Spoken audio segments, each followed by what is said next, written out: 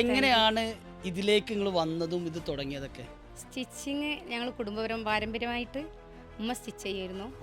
അപ്പോൾ അന്ന് എനിക്ക് സ്റ്റിച്ചിങ്ങിനോട് അങ്ങനെ ഒരു താല്പര്യം ഉണ്ടായിരുന്നില്ല. പക്ഷെ ഉമ്മ അങ്ങനെ കട്ട് ചെയ്യണ ഒരു ശബ്ദം ഉണ്ടല്ലോ, കത്രികൻ്റെ ശബ്ദം, അതെനിക്കിഷ്ടമായിരുന്നു.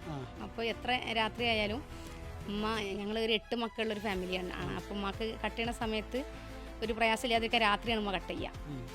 അപ്പം ഞാൻ ആ മേശമേൽ ഇങ്ങനെ ചെവി വെച്ചിട്ട് ആ ശബ്ദം ഇങ്ങനെ കേൾക്കുമായിരുന്നു. അത് മാത്രമാണ് ഞാനും ടൈലറിങ്ങും തമ്മിലുള്ള ബന്ധം ഉണ്ടായിരുന്നത്. പിന്നെ വല്ലപ്പോഴൊക്കെ സ്റ്റിച്ച് ചെയ്ത് നോക്കുമായിരുന്നു, ഒരു ലൈനിട്ടൊക്കെ നോക്കുമായിരുന്നു.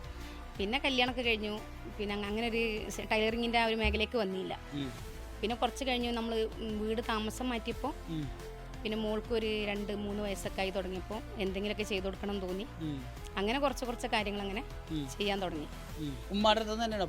അമ്മ ചെയ്യണ കണ്ടിട്ടാണ് പഠിച്ചിട്ടുള്ളത്. പക്ഷെ അങ്ങനെ കൂടുതലായിട്ട് ടൈലറിങ്ങിലേക്ക് വന്നില്ല.